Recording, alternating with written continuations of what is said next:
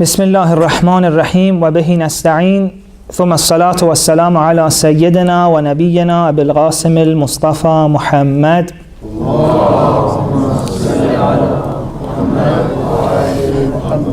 وعلى آله الطيبين الطاهرين لا سيما بقية الله في الأراضين.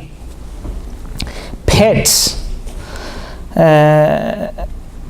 Those of you who have had pets know that they have some level of awareness. They understand certain things. Although my pet didn't really, it was really difficult to see. I had a turtle for a while. But those who have dealt with animals, horses, cats, they know that they really have a level of understanding, you know. They understand things. In some animals, they even learn.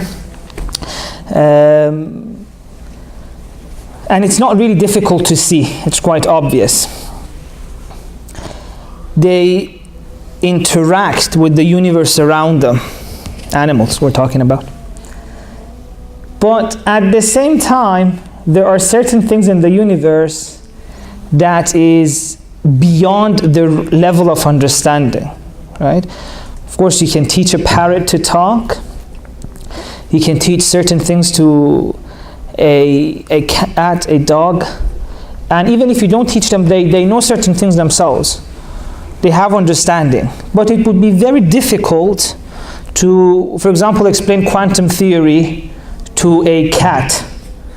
I mean, I would love to see someone try. That would make for a great YouTube clip, but it would be impossible.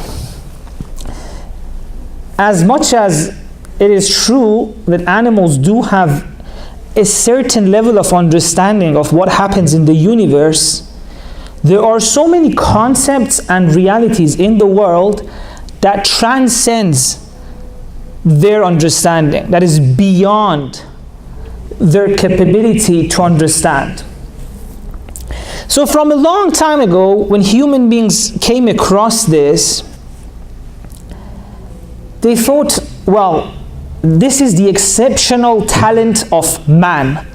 Man, and when we say man, we mean human beings, have this ability to understand. You know, there's this famous line that the language of the universe is mathematics. In other words, they're trying to say that universe can be understood. With our mind, we can conquer it. We're not like the dog whose awareness reaches a limit. There are so many concepts and realities that go on in the universe that is not understandable in the framework of the mind or the understanding of a dog. It has so many things that it understands, but so many things that it doesn't. So they thought this is an exceptional quality of human beings, that our mind is in a way that we can conquer this universe. We can understand it. If there are things we don't know, there will come a time that we will. It is within the reach and grasp of our mind. And you see that this is, again, one of the presuppositions behind science. That anything in this universe, there will come a day that we'll understand it. Because this is the exceptional quality of our mind. And so many people are actually amazed by even the things we already know. Why is it that the universe is so understandable? Why is it that so many of natural phenomena can be understood by mathematics, which is something that we developed? Why is it a result of human mind capable of even predicting things that happen and occur future in the universe? So we have this quite amazing ability, an ability that really amazes the best of the scientists. But it is the case now, and it has always been the case, that there were these people who always thought, what if, despite all the great understanding that we have, despite all the things that we can understand through science, through our minds, what if there are realities that are still beyond the reach of our mind? In the same way that there are certain things that the dog would never be able to understand, at least through normal ways. Maybe there are certain things which are beyond the reach of our mind. Who guaranteed that whatever happens in the universe, our mind should understand it? In the same way that our senses have limitations, there are so many sounds that we can't hear, right? If it's below a certain wavelength, if it's above, we won't be able to hear it. To us, it's like nothing. So maybe in the same way that our senses have limitation, our mind does too. So this has always been a question. Are there things that are above the reach of our mind? And the mystics and those who had religious experiences said that there is, and the highest of these realities is God. You will never be able to reach the reality of God with your mind. God cannot be limited to concepts. And this is something that Imam Ali also says. That if you want to explain God, define God using concepts, you're limiting him. So there should be another way, apart from the normal way of knowing things, which is through concepts, which is through our mind, another way of cognition, another way of encountering realities. And often what they use here, they don't say understanding, they say coming into touch or having a contact with this reality. And this is why they say so many people, when they have religious experiences, when later they want to talk about it, they have to interpret it. They have to put it into words, so they have to use metaphors, because what they have actually experienced is beyond the reach of mind. So when you want to put it into concepts, you would have to lower it down. You would have to use metaphors. So this was always a question, and the religious and the mystics would say, yes, there are realities that you can experience, and they are above our normal conceptual understandings and cognitions. Now, with it, this brought a lot of questions. How is it possible to get in touch with this reality? How is it possible to have this experience? You are telling me there's more to this universe than what my mind can achieve. So what is the way? If the mind is not the way, if concepts cannot reach it, then what should I do? And this is how all the ways and schools of thought of self-purification start. They said that in order to reach this reality, you have to go through yourself. They gave it the name of nafs, many different. Some used heart, and of course they didn't mean this physical heart. All of them, they refer to a reality within us that can reach a level that can encounter a higher reality. Because as we said, God cannot be understood through words, through concepts, through the mind. If you want to understand God through mind, you're limiting it. So if you want to actually understand God, they said you have to go through the self. And this is why all the process of self-purification started. And all these journeys of man arafa nafsah faqad arafa rabbah, the one who knows his self has known his God, his Lord. Because they said there's a reality in this world, and the only way to get to it is through this self. So, again, because this is something that, as I said, is not to do with concepts, so they had to use a lot of metaphors in order to make people understand. Because we're talking about an area that is very, very difficult to put into words. So for example, some people said your self, your heart, your nafs is like a mirror that you can see God in it. So if you want to come into contact with this higher reality that we call God, you should purify, you should make clean the mirror of yourself, and it will reflect this higher reality that is God. Please recite the salawat. Allahumma salli ala Muhammad wa ali Muhammad. Another metaphor they used was like a container of water. They said, imagine that this is our self, and God is an ocean.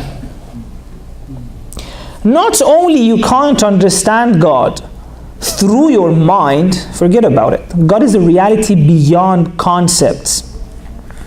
But even if you purify your nafs, all water it can take is this much. Right? Because even your nafs is not able to show God. Even if it's a mirror, how can it reflect all the reality of God?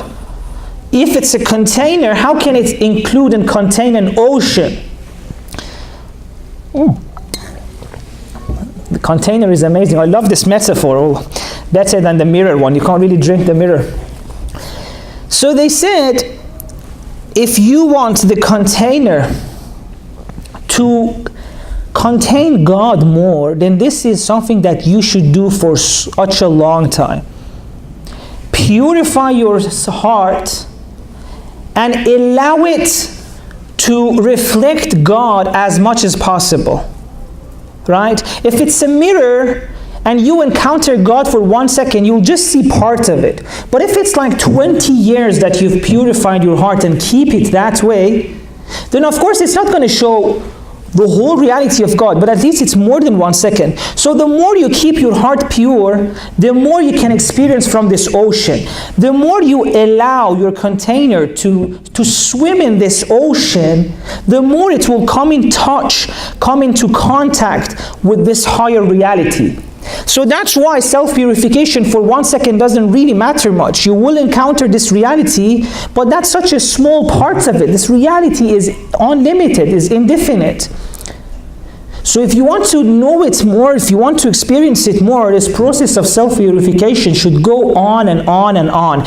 Like they say, keep this container and allow it to swim in the ocean so that for years and years it will come into contact with different parts of this ocean. And maybe at some point you will have an understanding. So this is why self-purification became very important. They said it's the only way for us to come into touch, to understand, to experience certain realities. Now all of this was an introduction, and this is where we were trying to get at.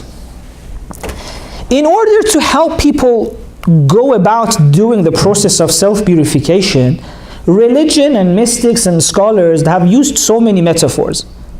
One of the most famous one of them is what? That yourself is your enemy, right? We've all heard this. You have to go against the battle with yourself, with your nafs. What is this metaphor trying to say? Is your nafs really an enemy that you have within you? Like, is it really an aware agent trying to work against your interests? No. All this metaphor is trying to say is that this nafs of yours is your only way to have a real understanding of God, of the higher realities of this world. But it can only function as such if you take care of it. If you treat it as an important tool. If you let it be, it won't work as a mirror that reflects. So all it means is that if you let it be, it will never show. And you will never experience God. And that's why they use enemy. Right? And we've heard this, that our greater struggle is the battle against the nafs. And we should be aware that this is only a metaphor. All it means is that this is a very important thing. You have to take it serious. Another metaphor they use in religion is the metaphor of illness. They say your nafs, the impurities of it are like illnesses. If you don't cure them, your nafs will never be able to work and you will never have those religious experiences. So, for a long time, the process of self-purification, I believe, was, very much intertwined with these metaphors, and they found the reality of themselves. So it became this battle, and certain negative concepts have come into it. What I mean by this is that for a lot of people, the process involves a lot of negative feelings, such as shame. They look at their current state and they compare it to an ideal of what they want to be. Like, for example, I don't know, in many different areas, wherever we have problems in. And of course, we want to be better, and we look and we see our shortcomings, and it fills us, unfortunately, sometimes with a sense of shame, with a sense of, condemning ourselves, self-loathing sometimes. Not serious self-loathing, but it just makes the whole process a bit uneasy and not nice for some people. And unfortunately, some religious scholars and throughout the years, this has been encouraged. Like, the whole process of self-purification involves a lot of shame, a lot of negative feeling, a lot of judgment. So in the past few nights, we talked about how it's better not to judge others, how it's better to not judge the world. Yesterday we talked about acceptance. Today, I want to talk about acceptance of self. I want to talk about this. If really the end goal at the end of the journey is that we want to become better people, is that we want to have a soul that doesn't have certain impurities. So if that's the old goal, if that's what matters, well, what's wrong with achieving this goal through a positive way?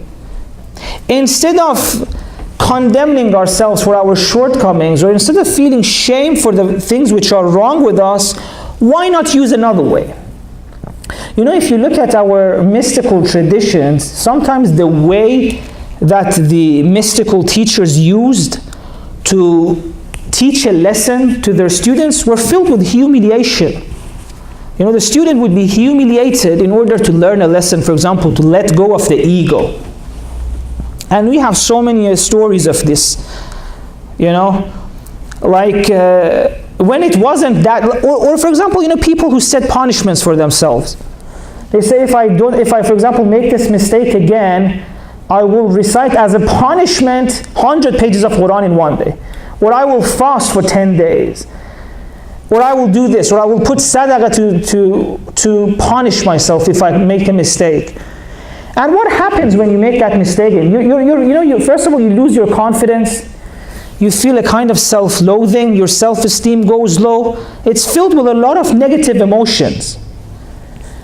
So I'm suggesting that maybe if the end goal, at the end of the all that matters is that you get rid of that jealousy or that anger issue you have, then the way really shouldn't matter. So if we can find a way that gets us there without the negative consequences, then why not try it? Right? For years and years, and still, I'm amazed by this. Every now and then I ask people on my Facebook page what book you're reading, and so many of them give me the names of books which I don't think have that much impact now. Like, it talks, for example, it has one chapter on anger, and it goes on and on and on about how anger is bad. Okay, you've realized, and this book, I don't want to mention the name because it's a great book. I really love the author. But I think now it needs addition. Times have changed.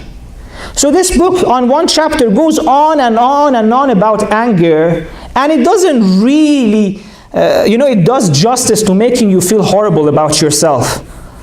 or the bit about nafs. It shows you the most intricate shortcomings of your nafs. And it leaves you feeling terrible about yourself, horrible. And then all it does is that, okay, now get rid of these problems. Bismillah. How am I going to do that? You know, so many people have anger issues. Like, I've known people with anger issues. People keep telling them anger, one of the causes of punishment in hell, anger. This, that, now Bismillah, go get rid of it. The poor guy tries, okay, from tonight, I will try not to be angry. And of course he'll fail. It's not like that.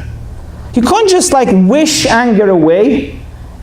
Sometimes these issues have roots within our character which go back to our childhood. It's not as easy as that.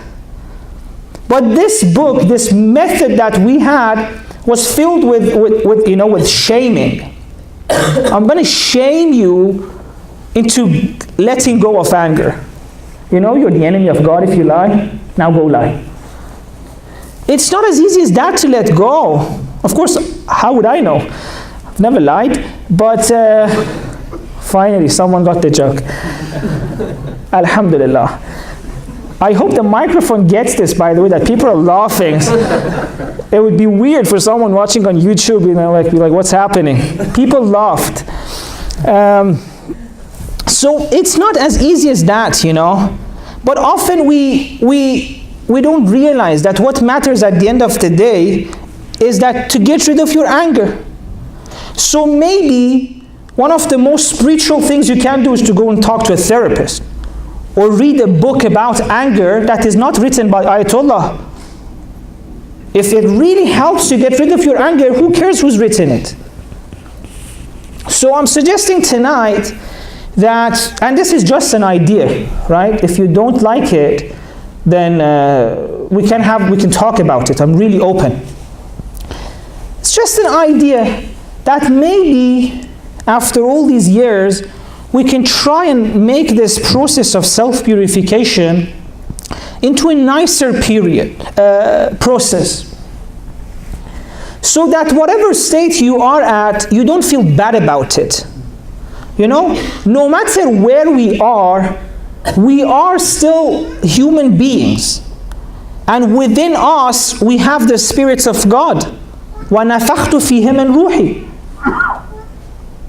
And people way worse than us, by the Imams, were still seen as people who had hope. Just look at, for example, what happened in Ashura. People who were throwing stones at Imam Hussein, he still has hope in them. He prays for some of them. And I really hope that we're not worse than them. So if Imam Hussein still feels that this person is a creation of God and his soul is still worthy to go towards guidance, so why are we putting so much hate on ourselves? We're still creations of God, and there's nothing wrong with ourselves. Of course, our shortcomings are bad, and we'll try to get rid of them, definitely. Because as we said, it's our only way of going beyond this material and physical world. So one thing that we can do is to say that, okay, I am where I am, and I am still loved by God. God still loves me. I'm still a servant of God, a lover of Ahl Bayt, still a mu'min. And of course, I have certain shortcomings. I'll try and improve them, one by one. I'll go and fix my anger. I'll go and fix my jealousy. But in a self-loving way. Some people say that if you want to help a child learn certain things, a very young child, you no longer go and hit them, right? Before, that's what they did. They would compare the child with the cousin. See how better your cousin is? See how much he helps his mother at home? And sometimes that's the way we deal with ourselves. Oh my God, see how much he prays and I don't? See the taqwa on his face? As if taqwa can be seen. Although on my face, mashallah. So all of the ways that before people used to treat children and now are outdated, we still treat ourselves like that. We still compare ourselves to others. We still punish ourselves. But now when you want to treat a child, you use positive, encourage them, right? So why not treat ourselves, the self that needs purification, why not treat it like a child? With love, with care, and of course you'll also be serious. You know that it needs to get somewhere. You know that it has shortcomings and it has to learn certain things, but all the way with love. You have no idea how many times people who are going through difficult times in their lives come to me and I say, yes, life is tough, you know, we have a hadith that this world is the prison of the mu'min and whatnot, and God still loves you. And they tell me, no, God doesn't love me. I'm like, what? Who said that? I said, well, I have sinned, I'm not a mu'min anymore. I'm like, dude, one of the signs of mu'min is that after he or she sins, it feels bad about it. If a mu'min never sinned, then how could this hadith make sense? One of the signs of iman is that after a mu'min does something wrong, he or she feels bad about it. Right? So don't tell me that I've sinned, I'm not a mu'min. Of course it's bad to sin, but that doesn't quickly make your iman go away. We're not infallibles, we all have shortcomings. So we should give some, love to ourselves sometimes.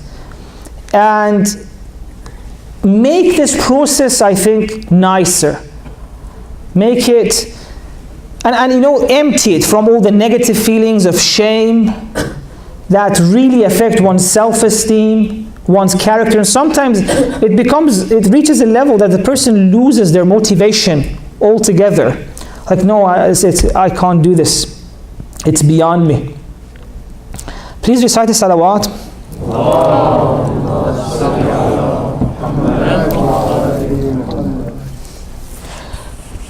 And this would be my last point, and inshallah we'll do the morning.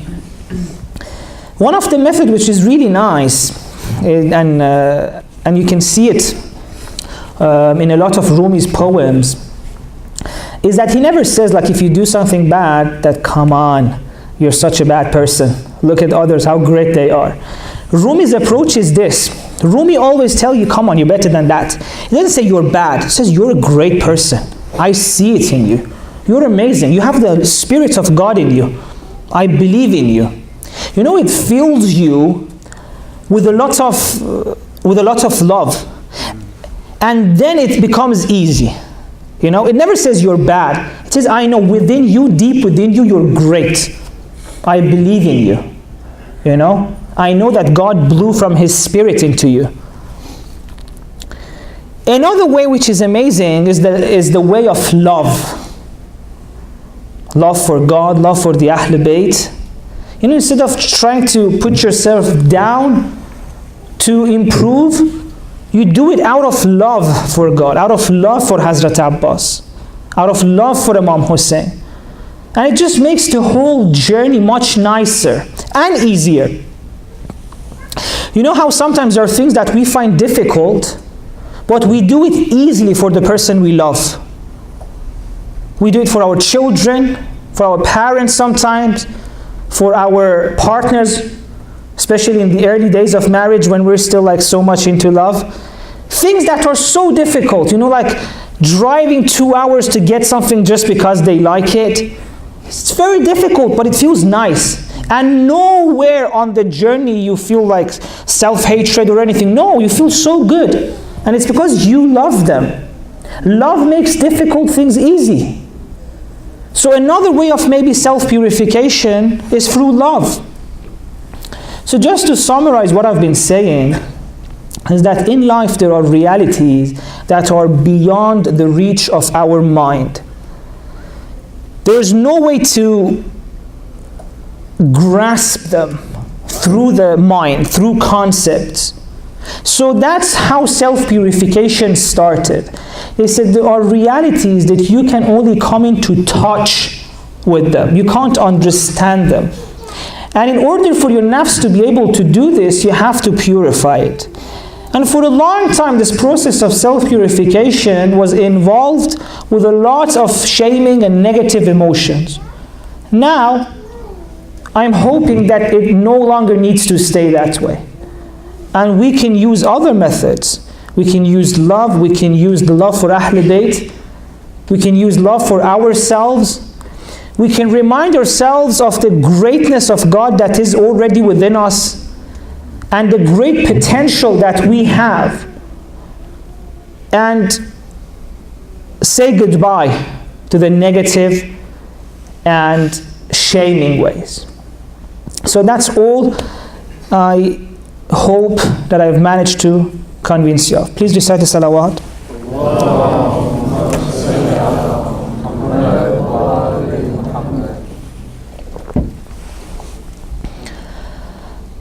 Allahumma salli ala Muhammadin wa ali Muhammad. As-salamu ala al-Husayn wa ala Ali ibn al-Husayn wa ala awlad al-Husayn wa ala ashab al-Husayn. Today is the night and the day of a hero, of Uncle Abbas. One by one, he sees everyone's going and getting martyred and sacrificing their lives, and he can't take it anymore. Hazrat Abbas goes to Imam Hussein and says, brother, allow me to go. Allow me to go and fight and show them. But Imam Hussein says, if you go, then who else will remain for me? What can I do without you? Who's going to protect my family after you? Imam doesn't allow Hazrat Abbas to go. But of course he can't just stand there and watch. So he says, allow me at least to go and bring water. I can't stand your children being thirsty. Allow me to at least go and bring water for them. Mom says, sure, go. Gives the permission. The children are filled with hope. They know if Hazrat Abbas goes to bring water, will definitely come back with water. They know no one dares to stand in front of him. No one dares to fight with him. So he goes, takes the container, and is now going towards the river. He was not the first person to go and bring water. Before him, a few people had gone and managed to. But now someone hears that Abbas is going to the river, and this is the best time to get him.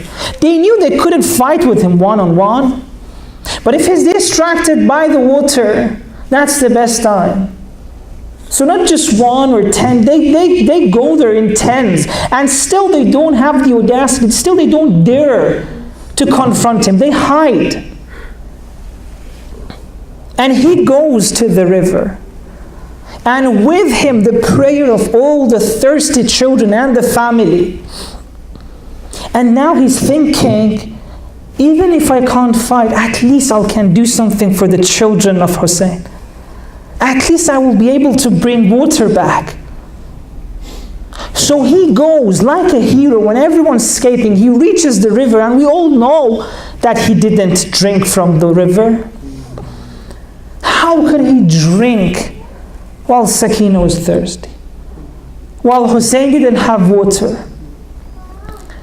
He fills the container with water and wants to go back to the tents to bring this water back for the children. And they keep sending arrows and arrows and arrows. He's holding the water with his right hand. And when the arrow cuts his right hand, he still has hope. He says, I'll hold the water with my left hand. وَاللَّهِ إِن قَطَعْتُمُ يَمِينِي إِنِّي أُحَامِي أَبَدًا عَنْ دِينِي. He says when the left hand is also striking. He holds the container with his mouth, but he doesn't care because he still has the water, and that's all that matters. He says, I'll bring this water to Sakina. I'll bring this water to Sakina. And all of his hope is shattered with that arrow that hits the container. When the water starts pouring on the ground, with it the hopes of Abbas. You know, when they told the mother of Hazrat Abbas that your son got martyred, she couldn't believe it. She said, who could fight my son? Who could ever defeat my son? But she didn't know that after the container was hit, he would rather get killed. How could he go back to the tent and tell them that I couldn't bring water? But they still don't stop sending arrows. The arrows hit his eyes, and as he falls on the ground, you know better what happens. Hazrat Abbas falls on the ground, and he no longer wants to go to the tent. When Imam Hussein comes, he says, brother, don't take me back to the tent, not at least while I'm alive. I can't look into the eyes of children and tell them I couldn't bring water. And Imam Hussein calls Abbas brother. And this fills him with joy. But God knows how Imam Hussein must have felt. Whoever got killed, he said, I have Abbas with me. Abbas is with me. But after Abbas was killed, he says, now my back is broken. Now no longer I have anyone to protect my family. Alan inkasara dhahri. وَسَيَعْلَمُ الَّذِينَ ظَلَمُوا أَيَّ مُنْقَلِبٍ يَنْقَلِبُونَ.